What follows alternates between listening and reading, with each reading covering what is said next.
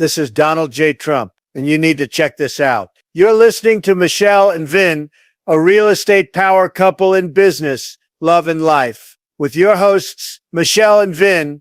Turn your speakers up. Hey everybody, what's going on? Welcome back to another episode here with Michelle and Vin out of beautiful Texas. And this time it actually is pretty nice outside. I remember last time it was a little bit cold. That's just Texas here. You can go from 35 degrees at night to 80 degrees during the day. And for anybody that can see us, we actually have a special guest today by the name of Lucky. What's up, guys? Hey, guys, what's going on? Lucky is being a very needy right now and being a lap dog, which I guess that's what he is named as, but I don't know what to say. He just wants to be all up in the mix right now. But hey guys, welcome back. So we have been busy. I think our last episode, if you haven't checked it out, please check it out. I don't know if we've edited it or not, but I did beg Vin to do that because we did have a little bit of cocktails involved, or actually one to be specific.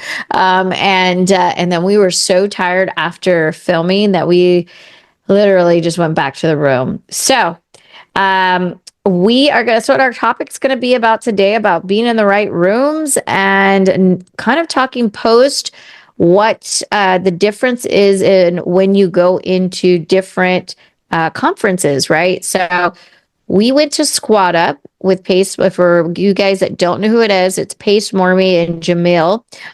They are really big in the real estate space, creative finance space, and we've been part of that network for almost 2 years. And it's actually been more than 2 years. Yeah, so it's been a little bit more than 2 years, and it was a little bit different type of conference because this was like a reunion. So you couldn't get to the conference, or you were not invited unless you were actually a member of one of his 5 groups. So you had to be like that. Yeah, it's 5. And so you had to be one of those members. So a lot of these individuals had already been doing deals together, have talked virtually together, really just, or some of them were just newbies that signed up, 2-3 weeks prior to it. Not a lot of those people came out during that time. But anyway, it was just a mix of people, very different. And it was exciting because we intentionally, prior to going to the event, which I've constantly talked about this, we intentionally were supposed to talk to 100 people before going, and out of those, figuring out who was going to the event. I will say I successfully hit that. Vin still has not even hit 100 yet, by the way. Wow. Again, shots fired. Every episode, shots fired. Because I want you to I hope this group can hold you accountable. Like, it's only to help you be better at what you do. I 100% agree. I can hold myself accountable. So I will give you the fact that you did get to 100. You did get to 100 before me. But virtually, who raised more money in those phone calls? Oh, I have to calculate. I'm not certain. And just and, like and what there's the back pedal. And just like what you said, until it hits the bank, it doesn't matter. That is true. But I'm going to say virtually I raised way more money than you did with less calls. You just got the luck. You just got the luck of it. But yes, I will give you that. But yeah, let's talk about it. Let's talk about Squat Up. I know that anybody that knows Pace, and if you're part of the community and you're listening in on our calls, and you didn't get to go, you probably have had FOMO, and this has already been a week and a half. And I say FOMO because every other call I've gotten on with a community member or community call, everybody's like, man, I wish I would have gone. It was something totally different. And Vin and I go to quite a few conferences. I won't say it's been crazy. We're super intentional, and we have been in the last couple of years on the conferences that we go to. But nevertheless, I think this was, for me, very different. So I would say, geez, in the last several years that we've been together, we've traveled a lot across the country. I think we've slowed down here this year. But we've been way more intentional to the ones that we've gone to. But I swear for the last couple of years, we were probably out of the house more than we were at home, just from traveling and networking and working up deals. But I know this one's just different. It just hits different. The people in the room are different. Everything about this event is different. And I know that people always say that. You always hear that. I know I've heard it for multiple things. And for full transparency, I've had the conversation. We've had the conversation. This is just me, to where it's you kind of get burned out. Again, this is just my opinion. You get burned out going to these rah-rah conferences, and I'm sure somebody out there is listening to me and they would agree. It's a lot of rah-rah. It's a lot of, let me just get you pumped up, hyped up. You're gonna feel like $1,000,000 while you're here. I'm gonna make sure that you feel like $1,000,000, because then I'm gonna hit you at the end of the conference for somewhere between $15 to $35 to $60,000. So I want you to feel like $1,000,000, and then it kind of wears off a little bit the next day once you've left, and then a little bit more day 3, and then by day 7, unless you're super motivated and intentional, it's almost completely worn off. So I'm like, I don't need that. I need more of the tactical side. I need more, I know how to start a business. I know how to do the business, grow the business, but how do I scale the business? How do I get out of the business? And so I think, in my opinion, this is exactly what it was.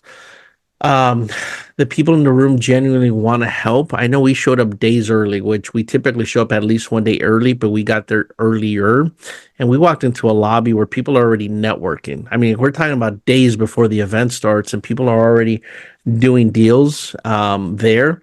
We stayed a day later, and people were still in the. I swear that the people in the lobby never went upstairs and never went to sleep. They probably never even showered. Now that I think about it, and it was just crazy. It's if they did, they were probably on 2 or 3 days worth of sleep. But I was hearing some crazy conversations going on in a good way. I know we think, we feel, we assume that we're doing well, and by all standards we are.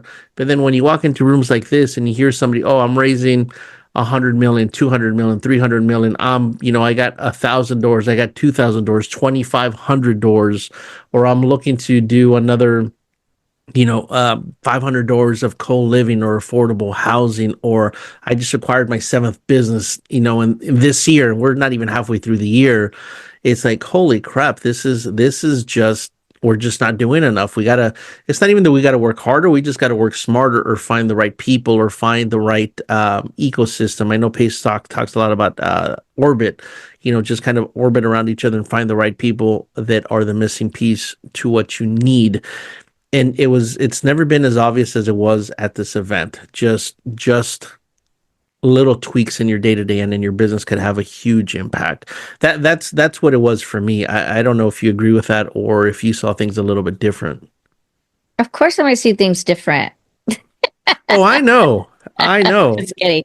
But guys, sometimes when you go to these events, and I say this all the time, be super intentional. But there's been a time or two that we've gone to the events for the rah-rah. I like listening to the motivational speakers, but that is with the intention of taking something from it and being very actionable on it. You're not going to go and implement all the things you learned in the there at an event. Like, it's just almost impossible, because you take nuggets away from 2 to 3 things away from each speaker. And then if you have 10 speakers, that's 30 things. Then you get overwhelmed. And how many of you guys just throw your book or the notes you have and say you're going to use it, and then you use it for the next one, right? One of the things that, again, because I'm the intentional tactical person, if there is some good nuggets, we actually put it on our project board, our task. We use Trello in our business. And then we're able to come back to it in a couple of days thereafter, or on our way back to our hometown. So either that's a drive or airport. We just started implementing that in the last 6 to 7 months, where Vin and I will talk about it, because here's the thing: you're all high coming back from it and motivated. Wait, you might want to slow that down a bit. We're talking about motivationally high, not the wacky tobacco kind of high. I mean, it could be either or. Who cares? But we don't do that in this house. Now, lucky me, Oh, lucky. Lucky's a pothead, 100%. Where do you get your drugs from, then, buddy? Anyways, no. So what I'm talking about, you are on this other energy level. You're on a different vibration to be able to say, "Oh my God, I'm going to go back and I'm going to go do all of this." And then we come back to our regular lives, and then we realize we have 100 emails and things not working, and feeling drained from the event, and we don't get anything done. Think about that, in the perspective of, and sometimes, and I think it's in the current season that I'm in right now.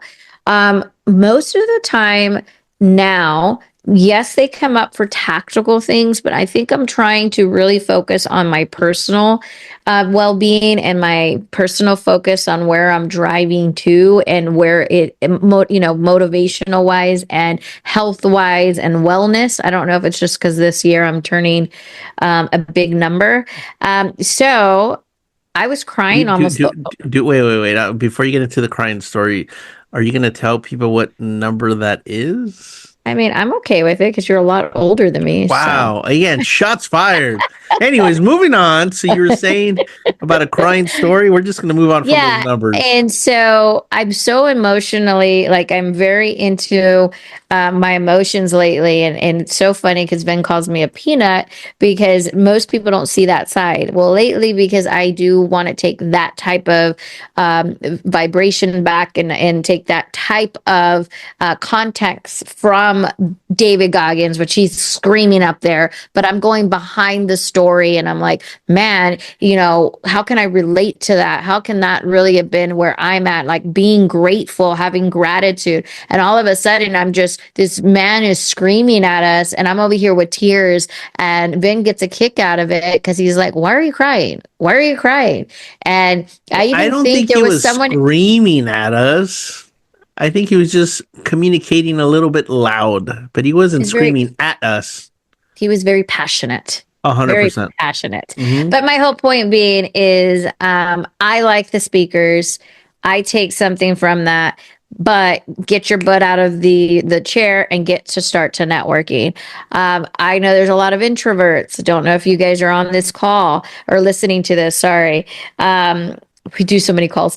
Or if you're on, in listening to this, that's the whole reason why I did the challenge 100. Now you don't get to have all of that when you go to a regular, conference, but most conferences recently, what I have noticed, they'll start like a Facebook group, or they'll start some type of following that you can be part of before the event. Start to kind of network in that, prior to going.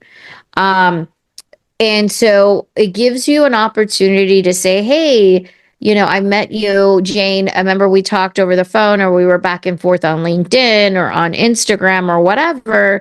How about we meet in person? So it breaks that ice, and it also doesn't make you where you go sit in a corner and you're just not wanting to be a part of it. Now, don't get me wrong. There's been some events that Ben and I have gone to. Like we just recently went to one that was out in Vegas, and that room was super overwhelming for us. It was just not our people. And it's okay. So we really just leaned in to the tactical things and to the speakers more than we did lean into the room. But I don't want that to be your excuse, because we had an event a week before that, and that was our people. And we had an event after that, and which I think it was this event, these are our people. So speakers are great. Liked it. This was just very different. I will tell you, I felt like and I've been saying this on some of my calls and post meetings. I felt like I was a teenager on spring break coming back, or a young adult on spring break coming back after drinking every single day and being hungover, because the event. That's how Girls Gone Wild started. Tuesday was when the event stopped, and I literally did not feel better. No, the event stopped on Monday. It ended on Monday. Oh, you're right. So the event ended on Monday. We left on Tuesday. I felt hungover, so to speak. Not literally hungover, guys. Saturday is when I started feeling better. A week later. And then a week later, like a few days. It was like, yeah, I would say I probably still haven't recovered from that event. It and was it's just so crazy. overwhelming. Yeah, and it's so crazy because we shouldn't be complaining because Pace was like at an event, like, The and next he's the one day. that threw the event. No, on Sunday he was in Fresno. Um, so anyway, what else? So let's talk about this because I know this is something I would have loved to talk about. Well, When I was before you get into that, I want to emphasize two things that you said because I just really want to drive this home. So again, X amount of speakers, you take away 3 nuggets on average per speaker. That's a shit ton of notes yeah, and points. So I want to emphasize on exactly what you said. She didn't say take 3 per person. On average, that's probably what you're already doing. I would take 2 maximum if you really had to push to a third for the entire event so that you can actually start implementing within your business or what it is that you're doing. Anything above that, you're just kind of spinning your wheels and not really moving forward. The other thing that you said that I really want people to pay attention to, the software that you mentioned, Trello, Trello. You can just Google it. We use a free version and it works just absolutely great. And it's just, and what do you call it? Project based software. Project dashboard, management. yeah, project management, so you can keep track of everything. That's phenomenal. We use it. We can do timelines, checklists, due dates, assign people on our team to it, and it's really helped us stay more in line and focused with what we have to do. So those, in regards to that, I think those are two big key components on what we do. So please continue with what you were going to say. Oh, I was trying to think. So I want to go to, because this will be something that I wanted early on in my years. How do you avoid going to the back of the room and actually signing up for the event? And if you don't avoid it, what makes you make the decision to join that particular thing? Because a lot of people's eyes would probably go crazy knowing, and I'm talking more to the people that, oh my God, I had to pay $1,600 ticket to get here. Now are they crazy that I got to sign up for a $30,000 mastermind? So this is your opinion, your own opinion. How do you justify that expense? And how do you know when you're ready to actually, if you're truly ready to make that expense? So I'm assuming you're throwing that out there, and I'm assuming you're asking me as well. No, I'm asking you. There's nobody else I'm talking to here. I would say, yeah, for me specifically, and maybe it's just because I've been around the block a couple times. I can usually within the first couple minutes know whether I'm vibing with somebody and if we're on the same frequency. And I like just the way you do. I like being able to give back and pour into others as much as people pour into me. So number one, do I feel like it's a good fit? If it's not a good fit or there's there's a flag, I'm not really interested, but I will listen, for the rest of the event. I'm already there. If whoever's selling the program, if I can tell that I'm more experienced or have more knowledge or that I'm just farther ahead, again, it doesn't justify. And we've both been in those rooms. You're like, oh my God, I'm like, then people, like, we've had conversations to where people like, don't sign up for my group. You guys are too far along. And I respect that. That's honesty. And I have a whole new respect for the individual at that point. But here's the way that I break it down. If I'm going to put out any dollar amount, but let's go with $30,000 just for the sake of this conversation, because that's where you were. The first thing I think about is, okay, if I'm going to take $30,000 off of my table at home and the mouths that I got to feed and responsibilities that I got to do, then can I 10x that investment? And if I can, And that's 10x how, like money wise, or 10x like across the board. I mean, I might be able to get that $30,000 back while still at the event. But if I'm going to spend that kind of money, I need to get a return on it. At the end of the day, the biggest one is obviously the monetary.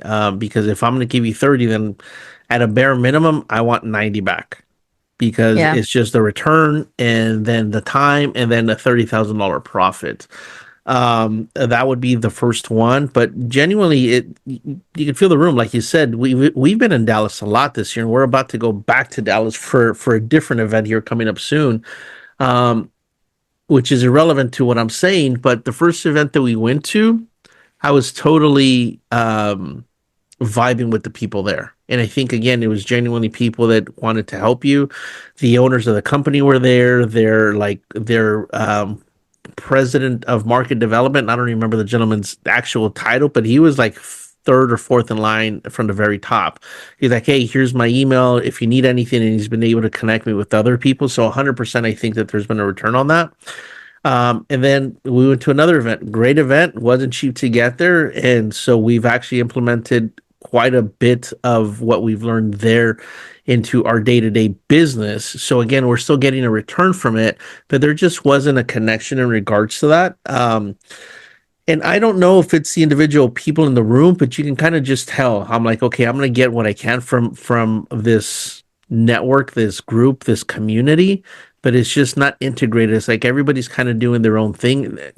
I guess that's what it is. There's a lack of community. There's a lack of cohesiveness. There's a lack of, hey, let's do something together. It's like, okay, well, we're going to learn information, then we're going to go out and do it all on our own with nobody's help. And, if I get to the top, great. If there's somebody else doing worse than me or better than me, oh, well, it is what it is. I'm not a fan of that. I've been in communities like that. And then like the one we just went to, it's just crazy. It's like people again would just stop you in your tracks and want to talk to you and I know you day zero. The event hadn't even started in the app, and I think this is a beautiful thing that Pace got done before the fact. I don't know if it was around at the last squad up, but you're right. People are starting to build Facebook communities or Circle or Slacks. Pace developed an entire app just for the event to where you can set up coffee dates and talk to people and schedule times. It's like nothing I've ever seen before. And day 1 and like 3, I think you were like the top requested networker at the event. And then the next 3 days, once the actual event started, I was like the number 1 person requested. So it was crazy while you're sitting there and you're trying to listen to David Goggins and Dina Grazioso. I always screw up his last name. I've been mentored by him 15 years ago before any of this really took off. And to be able to watch him in person was I won't say it was on my bucket list, but it was somebody that I saw on TV or on a computer years ago and never just assumed that would be the case. But our phones kept going off and people wanting to network. It was, like I said, it was genuinely people wanting to either teach or learn or help or collaborate or JV. And it was overwhelming that the day. It's I think day 2 or day 3 we're just like, we're just going to get a table and just invite everybody over, whoever wants to meet, because a one-on-one just it was overwhelming. And so based off of that, it was great. We just had a kickoff call for joining this week. And just some of the things that they're talking about and the amount of people in the group, it's small enough to where it's intimate, but people are doing some big stuff. And it's just like, I know we were in our own offices at the time, and I kept texting, like, oh my God, I go, this year's going to be phenomenal. Like, this is amazing. Like, these are the things that we've been missing. These are the things we've been trying to figure out. And to have somebody that's 7 years, 5 years, 10 years ahead of us, it's like, hey, here's my blueprint. I'm an open book. Ask me whatever you want. And if I can help connect you with anybody or get you some resources, all you got to do is ask. What did I say? I'm like, I'm never going to, as long as I physically can or financially can, I don't plan on leaving the group. And I don't know if I can say that about any other group that I've ever been a part of. Yeah, I mean, to give you guys a kind of a perspective and a thing, Vin and I, when we were at the event, we were kind of separate because we had different agendas, if anything. And I say different agendas in the sense that there's no reason for us to be together the whole time, because then we can't get to enough people. So yes, if you're asking, which you're probably not, but if you are, I did put a goal of us meeting at least 50 people, because I put a lot of goals, not because I want to see Vin not hit the goals, but it's for us to. I'm not even going to touch that. It's for us, actually, for me to get out of my own way. And I am very competitive, but in a good way. Thank you, Jesus, that you said it and I didn't have to throw you under the bus. Yeah, I am very competitive, but it also gets me out of our own way, because there were a couple of times that we just wanted to go to sleep and and just go to bed. And then we're like, you know what? We just need 5 more. Right. And then we ended up getting the 5 more in like 3 minutes. And then also because I know my future spouse, what gets him motivated. So sometimes you're like, oh, if that's all, like that's all we have to get. And then it actually does help both of us. But I'll give you an example. There was a story. This is how this room works. I was talking to someone and his vision, right? We're real estate investors. We're all here to put food on the table. We all want cash flow properties. We all want to make that happen. And we want to be, if you want to be fix and flipper, you can. If you be buy and hold. So here's the difference. Imagine saying, I get chills. Imagine saying, I live, and again, I live in, not us, but I live in Birmingham, Alabama. I'm picking up properties that landlords thought, I guess, picked them up for cash flow and weren't really good landlords. And they have affordable housing Section 8 tenants in there. And I'm now becoming the landlord and taking this over. My goal is to impact and change my little zip code of Birmingham, Alabama. And I'm looking to get 100 doors to do this. Talk about intention and knowing what he wants. So I heard his story, and right now I've been in our capital raisers, and we're putting money to work in other people's deals, and that's where we're at in our season of our life right now. And I said, I want to work with you, and it was because of the conviction and the passion, and it wasn't like, hey, Michelle, I'm telling you this so you can raise capital for me. It was, if you're going to do it, you're going to do it, and we'll work together, or if you don't, I'm still going to do it. So I love people like that. Yeah, and a humble guy, family man, has children, all of that. So fast forward that night, Vin and I will sometimes talk about, okay, what did we have a takeaway from this? Let's star this person. Let's keep this person, because honestly, it can get overwhelming and you don't know, right? And if you want to know tips and tricks about how to remember people and know what to do, we talked about that in the last episode. Go check that out. But then it's in the back of my mind. And I said, Vin, I really want to help this guy's vision. And I know that it's not helping him, but it's collaborating together and partnering. But let's go back, let's talk about it and let's see, because I kind of want to I like his passion project. I really like what he's doing. And I don't know anybody in Alabama. I don't even know how Alabama looks like. So it was just one of those things. And it kept going behind in the back of my head. Continue. I have calls. On Saturday, this past Saturday, so about 5-6 days later, I had a post call, and I had a call with someone else.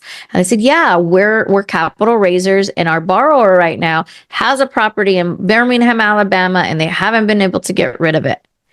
And I said, oh my gosh. And so, beauty of CRMs, I'll throw a plug out here. We are actually, we'll be going and launching our CRM very, very soon, where you can be able to just type in Birmingham, Alabama, and see who's in your database that has it, where there was one person, because that's all I know. And I said, oh, and he's like, my biggest trouble and challenge is that this borrower has had this house on the market, and this property is not turning. They're not able to sell it. I said, well, hold on. And I said, okay. And so I gave them some strategic other things, but fast forward, I called the Birmingham, Alabama guy, and the guy right now, again, no guarantees. We're still early because this just happened like less than 48 hours ago. But he's like, wow, Michelle, like, you remembered me. You remembered this conversation. You know what my initiatives are. And he could potentially be possibly purchasing that property for the same things that he wants. And so the whole point of that, tell me, and I will allow you to write it in the comments, what other damn community has actually those intentions? And when do you take it where everyone is working together? When this gets, and it could be that we help this, this could be the buyer. It could not be the buyer, but I'll still be able to help the other people. If I calculate, we have 1, 2, 3, 4, I don't even know how many. There's probably about 8 people within this particular, this transaction that are all from this community. So it's the whole point of it is know where you're at, know the circles you're in, be intentional about who you meet, really follow up with those people. But also, if it's not your tribe, don't try to force yourself into that, right? You're going to go to a bunch of events and try to figure out who's your people, who's not your people. And when you identify that, then like really work with these, like work with the individuals and continue to grow that. Just to kind of like, we keep talking about this, but we will, Vin does this. If this is on YouTube, you will be able to see the links to join some of these, join the PACE community. So there's two sides of it. There's the subject to side with if you're wanting to do wholesaling, business acquisitions, you're wanting to be an end buyer, you wanting to learn how to there's a lot, like learn how to get businesses. There's so much in that community. We'll put a link there. Again, this is no promo. I don't even think Pace will hear this, but my point to you is that we're so convicted of this community that you guys, if you're looking for a tribe, this is amazing, like what's going on. And one of the things, and I will say this, I said this the other day, shame on Vin and I that we've been part of this community for 2 years and we haven't really been active. Beauty of it is now people are going to know who the hell we are, because we are going to be, we're just floors, like our mouths are dropped to the floor because of the community. Like people, apparently there were 50 marriages within this group. Like that's how I know.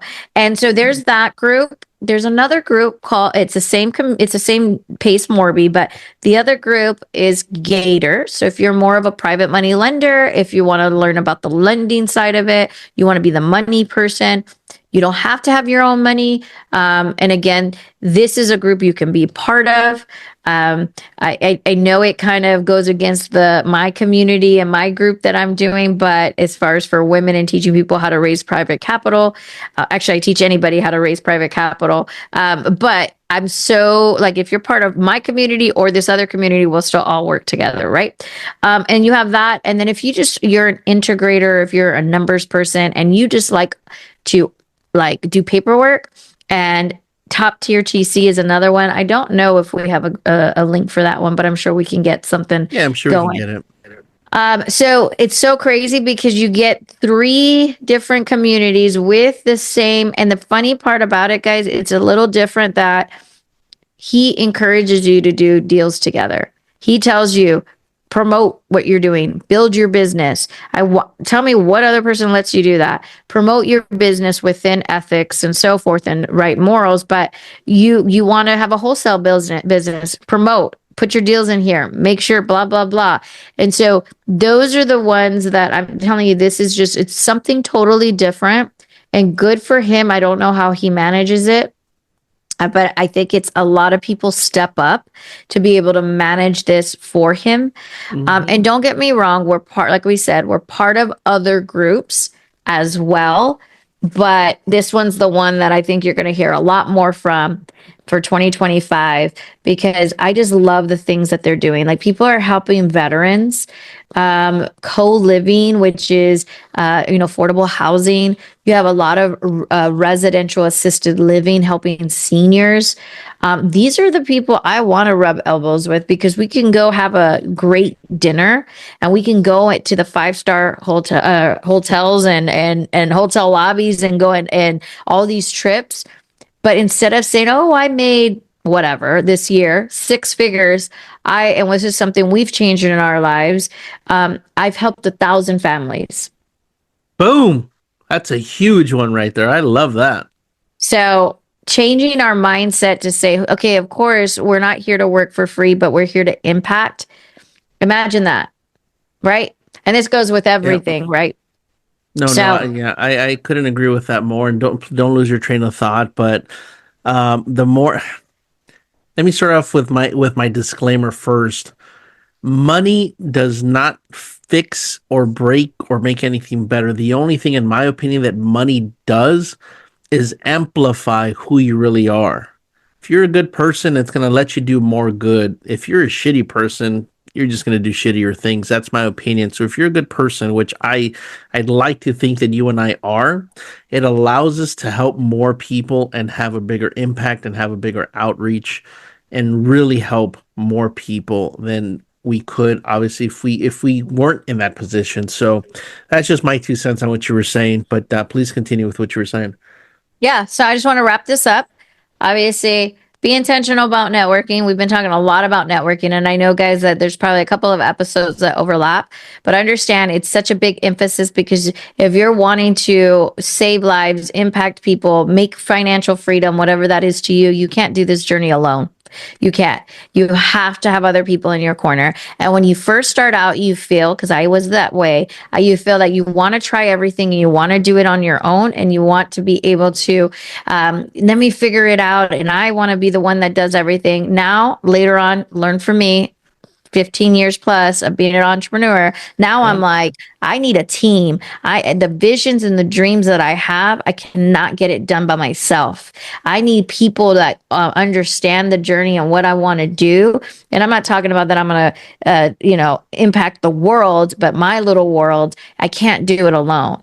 And now it's like I want to partner with people because there are things that I have certain skill sets with that I have crafted over the years that I know I can add value to people. And there are things that people, this gentleman, Birmingham, Alabama, you'll probably hear more about this individual.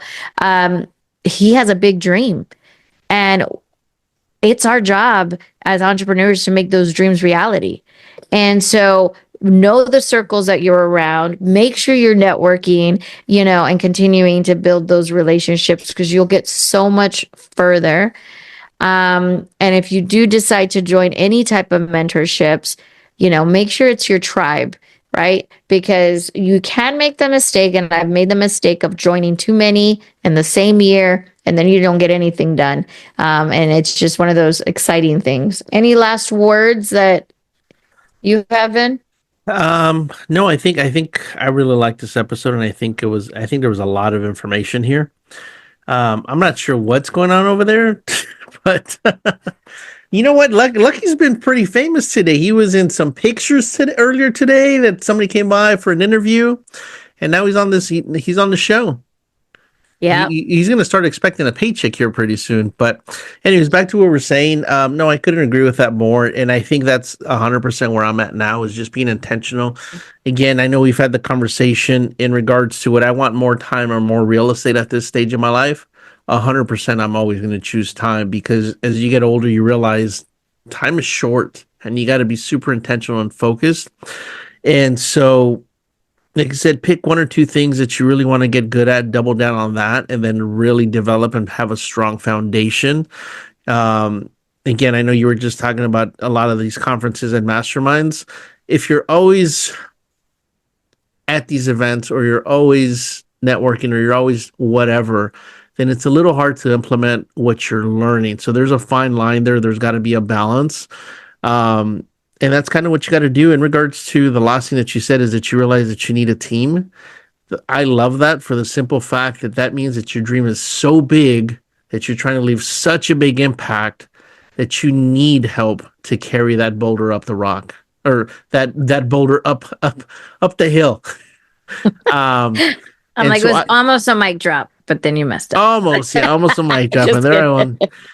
And this time there was no beers on this episode, so I don't even have an excuse for that one. But no, it's again, when you're at that stage, then you realize you're doing something right, and it's just a matter of building your circle around you, and make sure that it's the right people. You got to make sure it's the right butts in the right seat, and everybody's got the same dream and vision or whatever you want to call it to keep moving forward.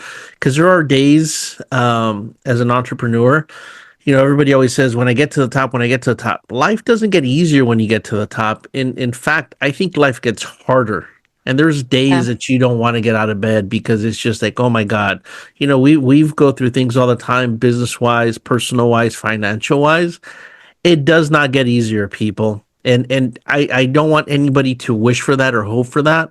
I always say, I don't want things to be easier. I want to be better.